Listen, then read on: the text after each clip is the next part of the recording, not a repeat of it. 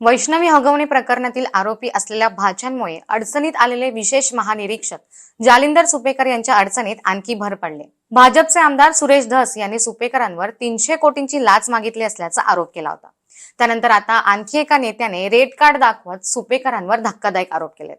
बीड मधील एका कार्यक्रमात बोलताना सुरेश धस यांनी म्हटले की वैष्णवी हगवणे प्रकरणाशी संबंधित पोलीस अधिकारी सुपेकरांनी जेलमधील आरोपींकडून 300 कोटी रुपयांची मागणी केल्याची तक्रार माझ्यापर्यंत आली। त्यात जालिंदर सुपेकरांवर आता माजी खासदार आणि शेतकरी नेते असलेले राजू शेट्टी यांनी देखील आरोप केलेत। दिवाळी फराळ म्हणून कैद्यांना अमिताभ गुप्ता आणि जालिंदर सुपेकरांनी 1200 रुपये किलोची काजू कतली खायला घातली, मात्र कैद्यांनी ती खाल्लीच नसल्याचा आरोप राजू शेट्टींनी केलाय।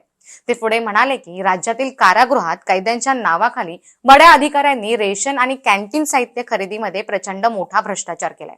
कारागृह विशेष पोलीस महानिरीक्षक यांनी कैद्यांना दिवाळीमध्ये जे फराळाचे साहित्य दिले त्या फराळाच्या साहित्यांचे दर हल्दीराम, काका हलवाई आणि चितळे बंधू यांच्या दरपत्रकाप्रमाणे होते।